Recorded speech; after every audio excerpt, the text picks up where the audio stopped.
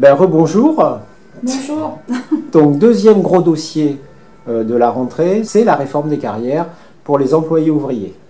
Voilà, alors le projet de réforme des carrières, selon la terminologie utilisée par la direction, des non-cadres. Ah oui. Nous, on préfère effectivement parler des employés ouvriers. Donc, on a des discussions en commission du personnel, qui sont des instances de négociation, depuis début septembre sur ce sujet. Oui. Sachant qu'il y a eu des groupes de travail déjà qui ont réuni des agents. La direction a réuni des agents avec un consultant externe, puis des groupes de travail paritaires aussi entre la banque donc, et les représentants de la direction donc, et les organisations syndicales.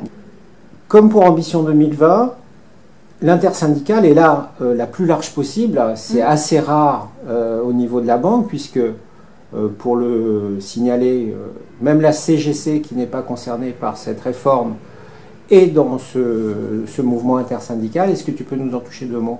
Oui. Alors effectivement la CGC est dans le mouvement puisqu'il y aura de toute façon des répercussions sur la carrière des cadres, des modifications des carrières des agents qui ne le sont pas.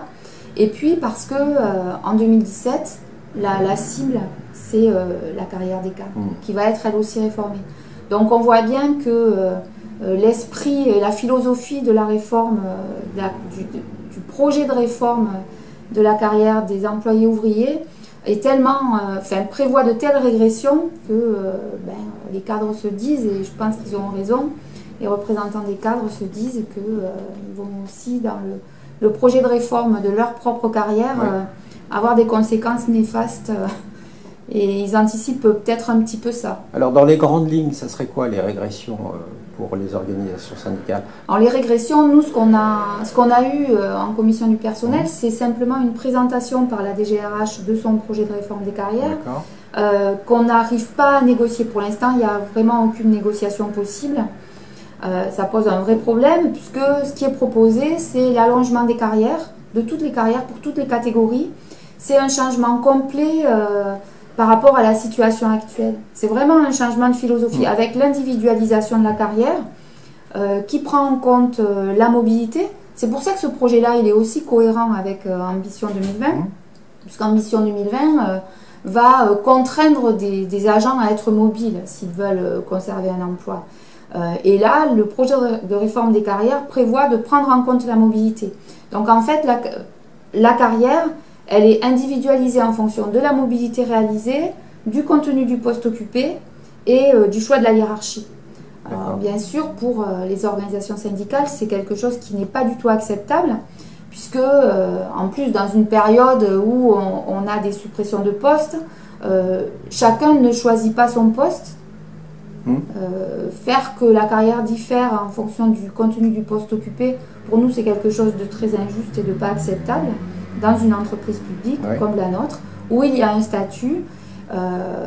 Le fait que les commissions paritaires nationales soient amenées à disparaître, en tout cas c'est le souhait de la direction, pour nous c'est quelque chose qui est inadmissible, puisque ces commissions, elles sont garantes d'une certaine égalité des chances face à l'avancement de tous les agents. Le fait que la direction prévoit la disparition des secrétaires rédacteurs et de toute la maîtrise des bureaux en fait, c'est quelque chose aussi qui ne peut pas qu'on ne peut pas valider, puisque on va supprimer, si on supprime la maîtrise des bureaux, la plupart des perspectives de promotion interne des employés ouvriers, des employés. Sur les secrétaires rédacteurs, la direction dit mais oui, mais il y a la promotion interne. Et effectivement, la promotion interne, elle va permettre d'avoir des perspectives de carrière pour au moins ce qu'on appelle les assistants, c'est-à-dire ce qu'on appelait aussi secrétaire comptable. Donc promotion interne, c'est plutôt une revendication de la CGT, ça? Oui. Alors la promotion interne, bien sûr, on considère que les managers, ils ont un outil, un bon outil qui s'appelle la promotion interne, qui peut leur permettre de reconnaître l'expertise, de reconnaître le fait que des agents se retrouvent en situation aussi de management et qu'il faut le le traduire par une progression dans la carrière. Aujourd'hui, si la banque supprime la catégorie maîtrise des bureaux, elle dit, pour faire passer cette pilule-là, qui est quand même un petit peu amère, elle dit, mais moi je vais favoriser la promotion interne vers la catégorie cadre. Sauf que il faut déjà valider le dispositif, qui est un dispositif qui est quand même assez difficile, et puis il faut aussi postuler sur des offres de poste. Nous sommes dans une période de suppression de postes. Certains risquent d'être fort déçus et de ne pas trouver de poste, même s'ils validaient la promotion. Donc là non plus, la direction n'a pas avancé, par exemple, des quotas pour faire... Pas du tout. Mieux faire comprendre sa promotion interne. Non, pas du tout. Et puis ce qui préside vraiment dans le projet de la réforme, la philosophie, c'est le choix de la hiérarchie. À divers moments de la carrière, et pour la promotion interne, on a ce choix-là vraiment qui est très important, qui a le dernier mot en fait. Et donc on se retrouve avec des carrières à deux vitesses, avec quelques agents qui, selon le choix de la hiérarchie, pourront être promus ou pourront accéder aux indices terminaux et à certains indices que tous acquièrent aujourd'hui, par exemple le 609. L'indice 609, aujourd'hui, plus de 90% des agents qui sont secrétaires comptables, c'est la même philosophie pour les autres catégories de personnel, mais on va prendre cet exemple-là. L'indice 609, quasiment tout le monde y accède au bout de 27 ans d'ancienneté. Dans le projet, quelques-uns seulement y accéderont. On peut stagner très très longtemps à l'indice 555. Donc très peu d'agents pourront accéder à l'indice 609. Et s'ils le font, ils le feront au bout de 35 ans de carrière, voire plus. Donc on a vraiment quelque chose de très, très, très régressif. D'accord. Donc mais si on ajoute, par exemple, si on regarde les promotions, les concours, on voit que les moyennes d'âge sont quand même assez avancées pour une grande partie de la population des gens qui sont admis au concours. Donc est-ce que ça veut dire que pour ces personnels-là, ils atteindront jamais l'indice final? Tout à fait. Parce que il faudra avoir une ancienneté telle que ils n'y arriveront peut-être pas. Donc si je devais résumer, entre une carrière de ma génération et une carrière de la nouvelle génération, cette nouvelle génération, sur l'ensemble de la carrière, gagnera moins qu'aujourd'hui. Absolument. Il y aura des impacts très très négatifs sur le pouvoir d'achat et puis aussi sur les pensions. Parce que du coup, si on n'arrive pas à un indice terminal, si on n'arrive pas parce qu'on n'a pas suffisamment d'ancienneté, la pension, on a toutes les conséquences sur la pension. D'où le terme régression. C'est ça. D'accord.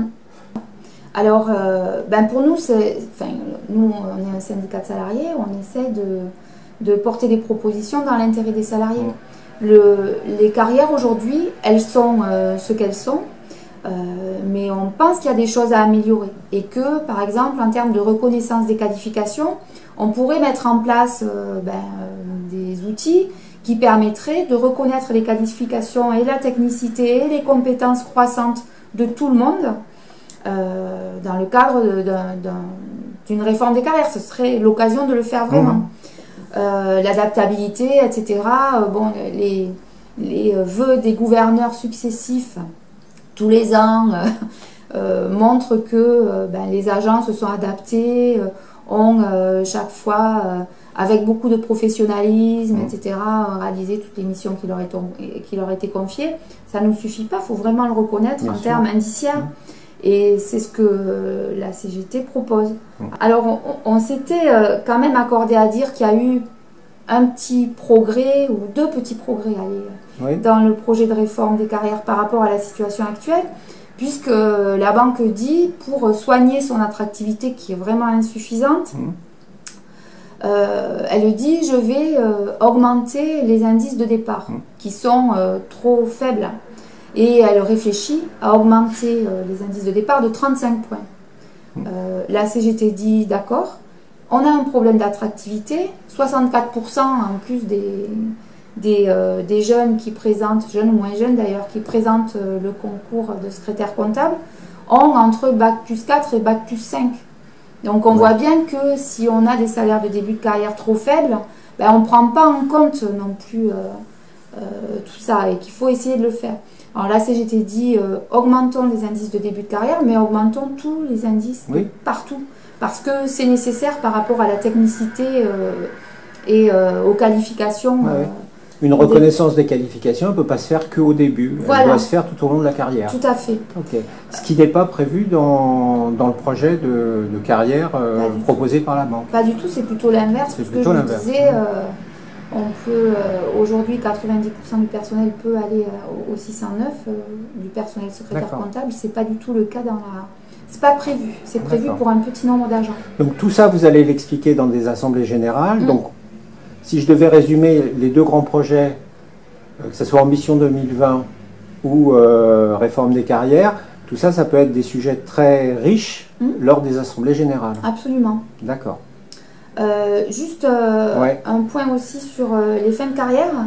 Tout le monde s'est accordé à dire qu'il faut déplafonner les fins de carrière, puisque qu'on atteigne l'indice final, l'indice terminal au bout de 27 ans en moyenne. C'est une bonne chose peut-être pour le pouvoir d'achat, mais ce n'est pas une bonne chose pour donner des perspectives au personnel et pour sa motivation. Ce que prévoit la DGRH, c'est que l'indice 640 soit mis en place. Le problème, c'est qu'il ne sera accessible qu'au grand choix de la hiérarchie pour un très petit nombre d'agents, puisque là aussi, on n'arrive pas à discuter de quotas. Pour pouvoir donner des marges de manœuvre aux hiérarchies, la DGRH refuse de discuter de quotas. Et ce qu'elle dit également, qui accroît pour nous le danger de ce grand choix, c'est que au lieu d'avoir donc des commissions paritaires d'avancement et un avancement géré au niveau national, elle voudrait le faire au niveau régional et au sein des directions générales. C'est-à-dire mettre l'avancement à la main des directeurs généraux et des directeurs régionaux sans que les agents aient la garantie de commissions nationales paritaires qui permettent des garde-fous, quoi. Pour conclure sur les carrières, l'intersyndicale a déjà mené une première action. Est-ce que tu peux nous donner le détail de cette action? Voilà. Alors l'intersyndicale unanime a travaillé à une pétition qu'elle va proposer à chaque agent et qui va pouvoir nous servir de point d'appui face à la DGRH lors d'une prochaine commission du personnel. Donc cette pétition, elle doit remonter aux permanences syndicales, être remise aux représentants locaux du personnel ou adressée directement aux permanences syndicales pour le 10 novembre. Ça sera une première action déjà et on réfléchira ensuite ensemble à faire d'autres propositions aux agents. Il faut défendre les droits et les garanties des salariés. Nous, on sait ce qu'on se propose de faire. Puis en intersyndical, on est tous d'accord pour ça, donc allons-y. Bon, bah, c'est super. Bon, on se retrouve devant une assemblée générale. Ok, à très bientôt. Merci. Au revoir.